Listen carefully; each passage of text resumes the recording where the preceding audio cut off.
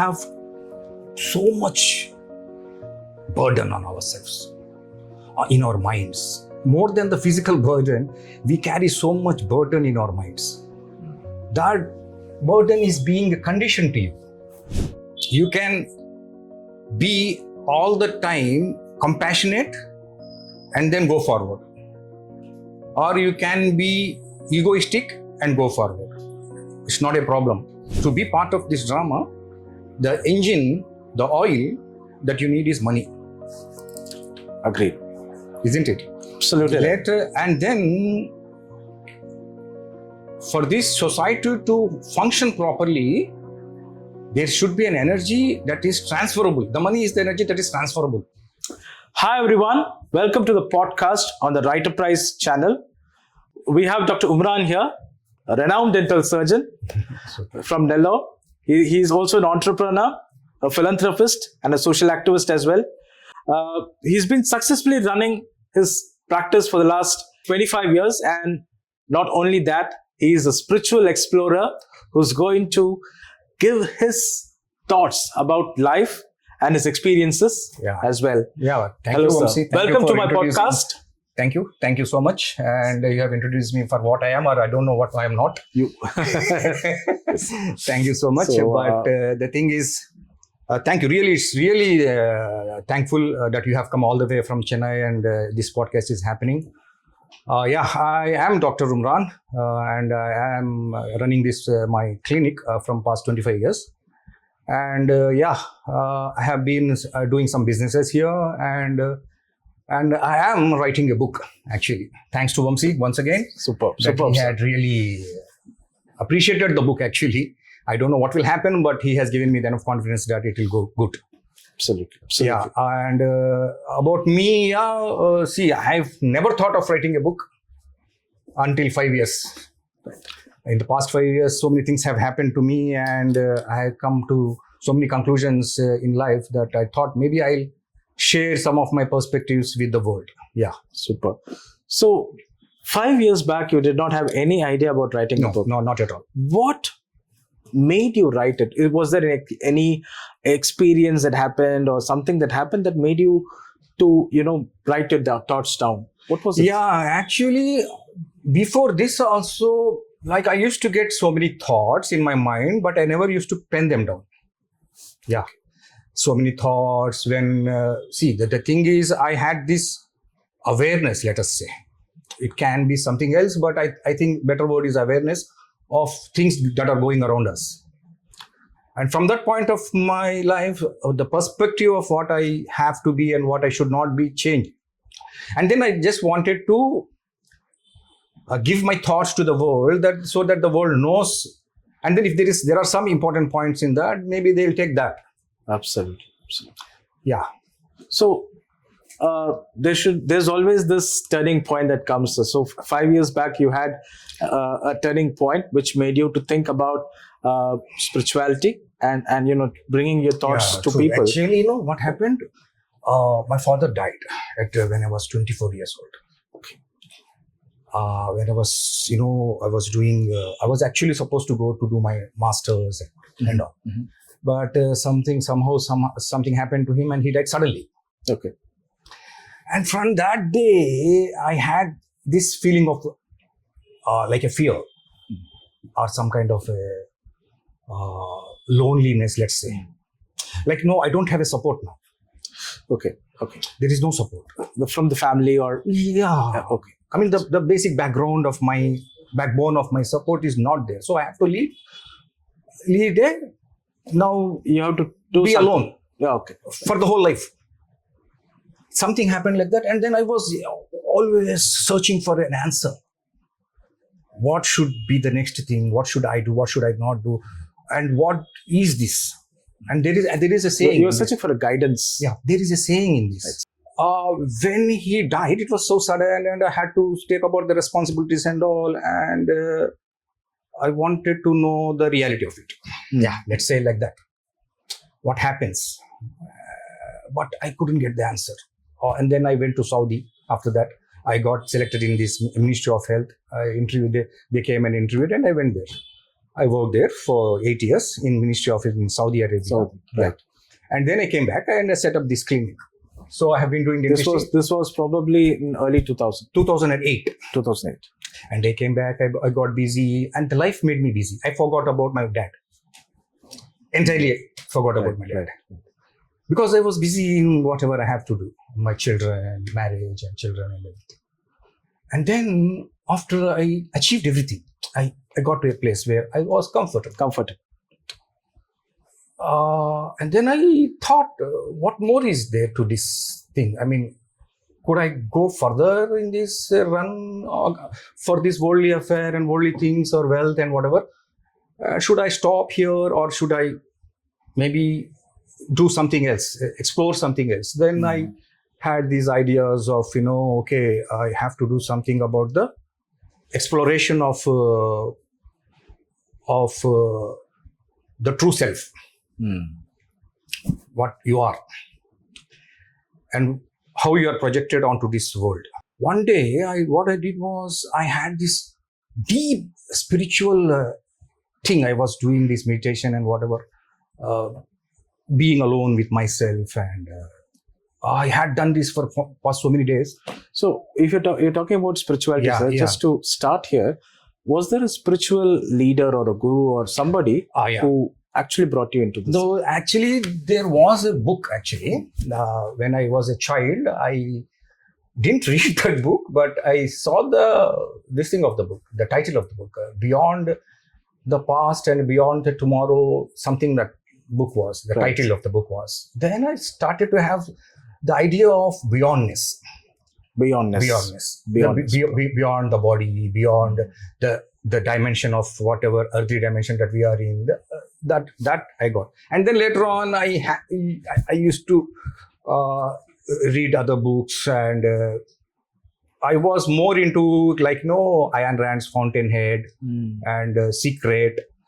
And there I developed some ideas of individualism.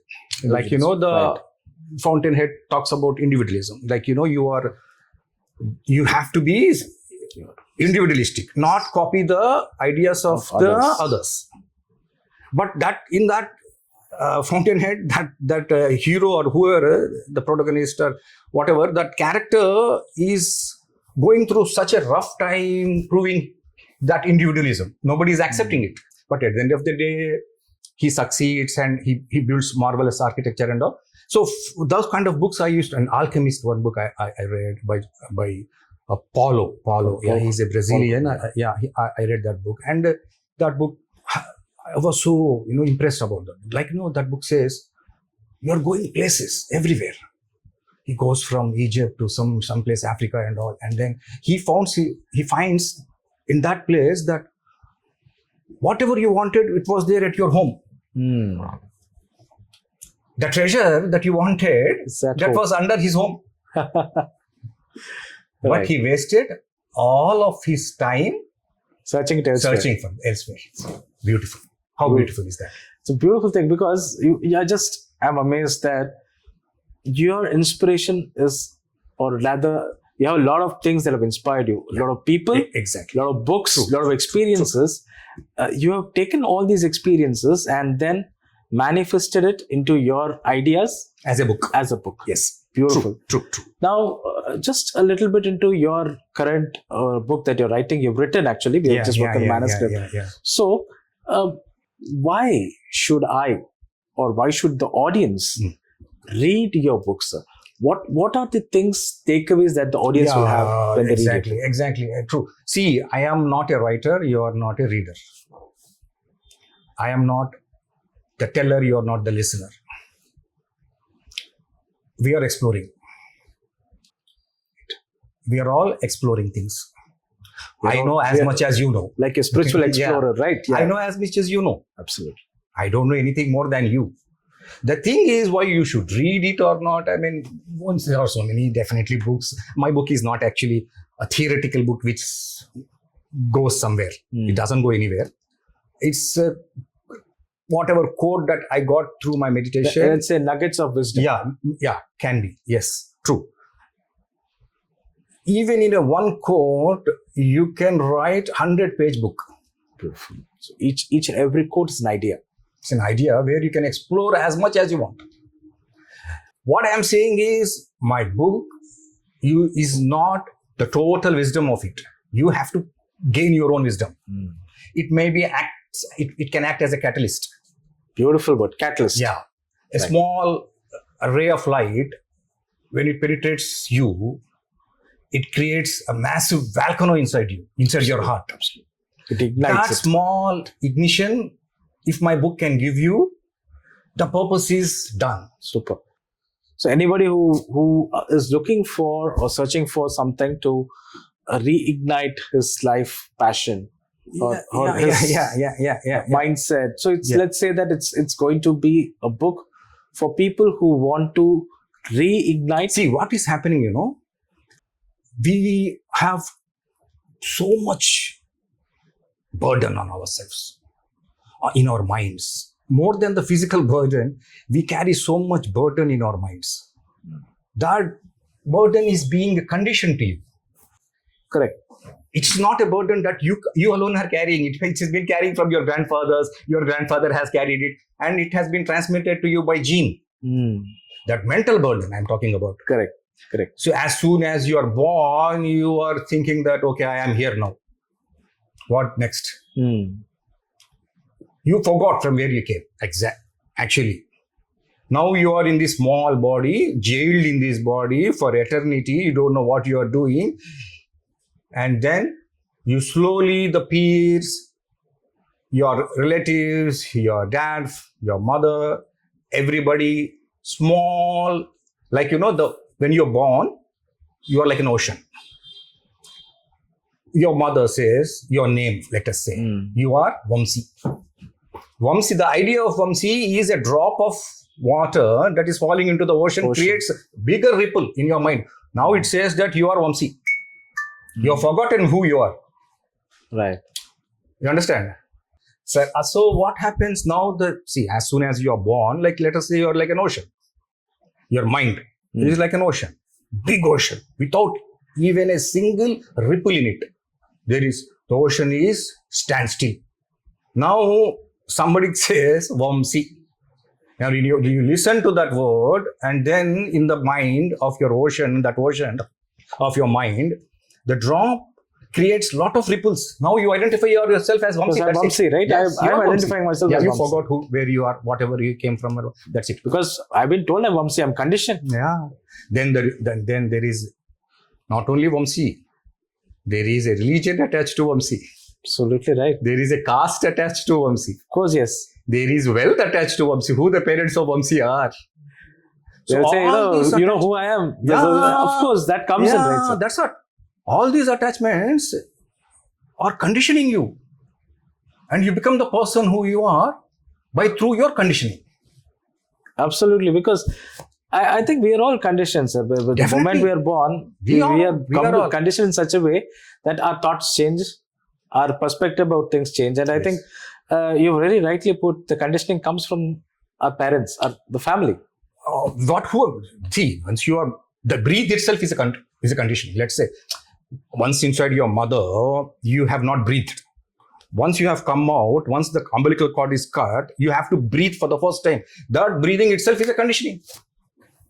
Because now you are conditioned to breathe. You cannot think about anything else than breathing. Nature dictates it. Yeah. For you to live, you have to breathe. Absolutely. So breathe itself becomes a conditioning. So at the end of the day, what is happening is, this conditioning is in such a way you are conditioned, like you have forgotten the true yourself, the true self of what you are. You have become the person, that's it. You totally forgot. And in the way, forgetting everybody has forgotten what they are and from where they have come. Once the identification has taken place, what happens with identification is your ego starts to build up. You are identified with a person, then the ego is always there with you, saying that this is me. I cannot go below that. I have to hold it. Exactly. So, what if I live with ego? What? You can live with ego. Point is, here, do you want to explore anything about having been in this place, or you just want to have a life where you have carried your ego from birth to your death? If you want to do that, everybody is doing that actually. We are all doing that. We are all doing that. We are all doing that. We don't actually recognize who we are, and we go about things in our egoistic own ways. But here, once you realize that there is something beyond ego that actually can be lived through the experience. See, let us say, for example, you can be all the time compassionate and then go forward, or you can be egoistic and go forward. It's not a problem. See, the way it is here basically what I had an experience of is to know about the self that is actually watching you. Not many people have experienced it, that's for sure. Thing is, only few people have gone through that experience of actually being in that place and observing whatever is happening around you.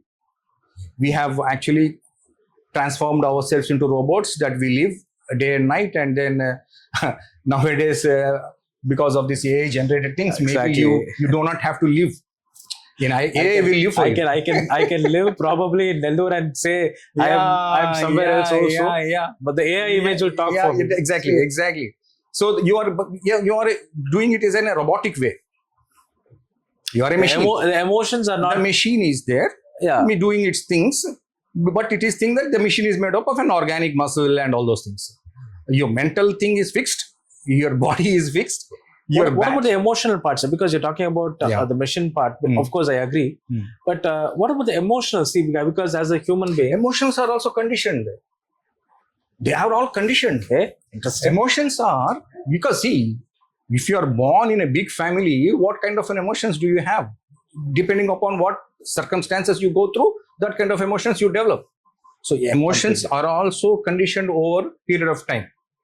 You become what you are, like you become a strong person or a weaker person, depending upon whatever you have gone through your life. Exactly. We just had a conversation some time back about people coming from villages. Coming up with some brilliant ideas. Yeah. So, are you saying that is a part of the conditioning process? Definitely, it is definitely see, a villager who is coming into a city, let us say we have talked about, he will have this, inferiority complex once he comes to the village. He sees the village, city happening, happening and all those things. He wants to be part of it, but he cannot be a part of that culture. So there is a lot going through him, and then he tries to do something which have to adapt to that city life. He is after wealth all the time. I'm just thinking aloud here because when you spoke about conditioning, the conditioning towards life is mostly materialistic. At least for people around us, most of my friends or my family, the yardstick towards success in life is materialistic wealth. I think nobody can deny this. Money is very important, and I'm just recollecting one movie, Lucky Bhaskar, where the protagonist, Dulquer Salman, he talks about, "Mujhe paisa banana hai, I want to make money." And he propagates to all the ways which are not very, right in a lot of ways. But the society, frames us into materialistic wealth. What's your take on this particular Vamsi, way of the thing life? Is, see, everybody needs money. They have to be part of this drama. To be part of this drama, the engine, the oil that you need is money. Agreed. Isn't it? Absolutely. And then for this society to function properly, there should be an energy that is transferable. The money is the energy that is transferable. Okay. It's energy, kinetic energy. You transfer it from... It's an energy. Right. Transferring from one person. So if I give 1,000 rupees to some person, he will work for me. That energy is, 1,000 is the energy that he is giving to me. Exactly. The labor. You give 1,000 comes back to you. Yeah, to me in form of a labor. Form of labor. It's an energy transfer. Energy, right. So this energy is needed. And one more thing, there is no good, no bad. Interesting. Yeah, There's nothing called good or bad. No. Okay. This is a human conditioning also. Good and bad also is a human conditioning. Yeah, because once you're born, you are told, okay, that is good and that is bad. No, that is exactly, sir. My mother will say, don't touch fire, it'll burn your fingers. Obviously, I'm not going to touch. No. Yeah, that is true. That is true. That conditioning. Yes, exactly conditioning, true. Once you go, you know that, okay, fire is bad. But fire as such is not bad. Your experiencing of the fire is bad. Exactly. Right. Nothing as such is good, nor bad.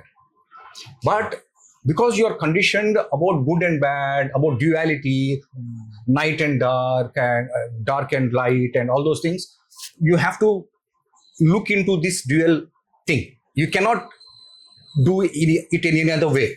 Your mind cannot do it in any other way because it starts with a duality. So aren't we conditioned to think, sir? You're saying that we should think about the plus and minus, or the good and bad, and then act upon, sir. Is that something that you would like No. The thing is, once you know that there is no good and bad, first of all, okay, knowing that good is there's nothing called good or bad. Good and bad. And then yes, starts the exploration. Of it. Right. Now comes the exploration part of it. So how are you supposed to go about it? That's the journey. Yeah, the journey. See, some people will get to this point very early. Some people might not get to this point at all. But that way, we are not judging anybody. It's not about a judgment. A person will have to go through his evolutionary process. If not now, maybe at a certain point. Maybe some other point, or maybe lakhs of years after.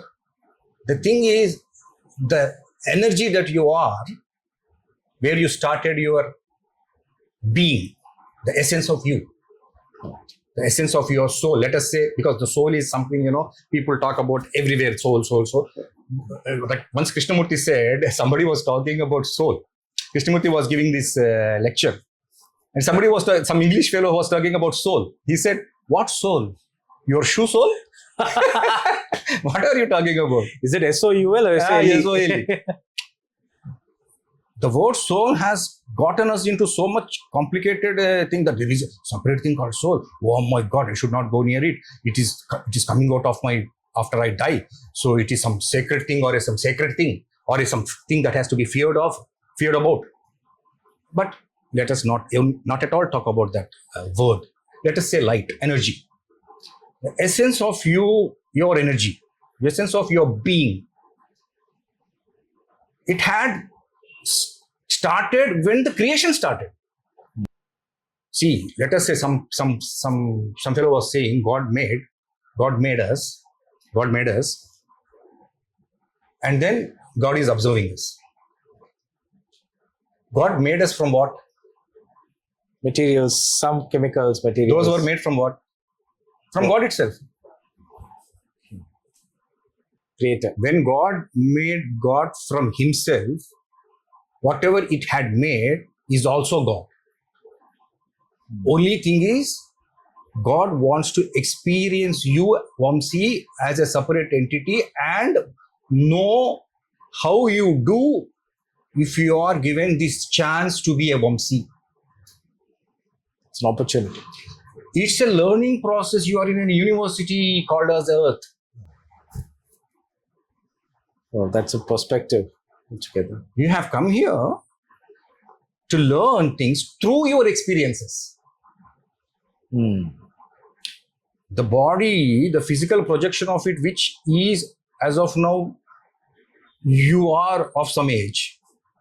After 50 years, after 1,000 years, where is Vamsi?